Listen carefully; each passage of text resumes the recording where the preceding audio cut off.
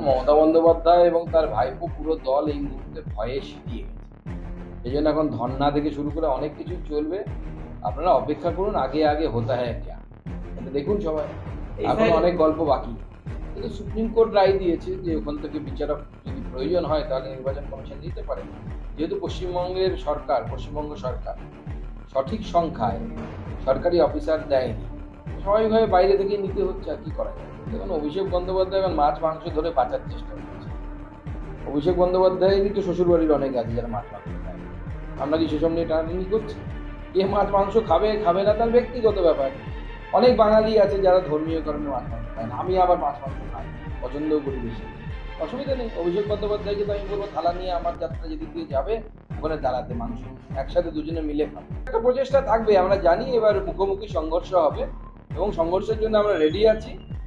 তবে পরিষ্কার বলে দিচ্ছি, যদি তৃণমূল কংগ্রেস ভাবে যে আমাদের যাত্রায় ঝামেলা করে যাত্রাকে আটকে দেবে, ইটের জবাব কিন্তু পাথর দিয়ে দেবো, পরিষ্কার বলে। অপদার্থ পুলিশ মন্ত্রী পশ্চিমবঙ্গ, সেই জন্য এরকম হচ্ছে। এই ধরনের পুলিশ মন্ত্রী থাকলে এরকমই হবে। মমতা বন্দ্যোপাধ্যায়ের মতো অপদার্থ পুলিশ মন্ত্রী যদি থাকে, এর থেকে ভালো আর কি হবে। এখনো পর্যন্ত সিএতে প্রায় 90,000-এর কাছাকাছি অ্যাপ্লিকেশন, ম্যাক্সিমাম এদের সিএতে আগামী দিনে নাগরিকত্ব। কারো চিন্তার কোনো কারণ নেই। কোনো উদ্বাস্তু স্বরাষ্ট্রমন্ত্রী অমিত শাহজি তার মথুরাপুর জেলার রায়দিঘি সভা থেকে পরিষ্কার এবং স্পষ্ট করে একজন উদ্বাস্তুকে আমরা ছাড়বো না, তাদের সবার নাম দেবো।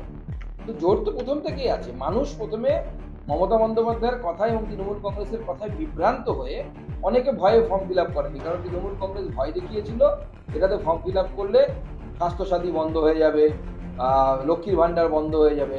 এই ভয়ে এরা এতদিন করেনি। এখন বুঝতে পারছে যে বড় ভুল হয়ে গেছে, এখন সবাই শেষের দিকে দৌড়চ্ছে। কোনো ক্ষোভের বিষয়ই নেই। মতুয়ারা জানে, মতুয়ারা নিশ্চিন্তে আছে যে নরেন্দ্র মোদী আছে। মতুয়াদের কথা কেউ আগে কোনো ভাবেনি। নরেন্দ্র মোদী ভেবেছে বিজেপি, হিন্দুদের কথাই কেউ ভাবে না ভারতবর্ষে। বিজেপি হিন্দুদের কথা ভাবে, আর হিন্দুরা বিজেপির কথা ভাবে।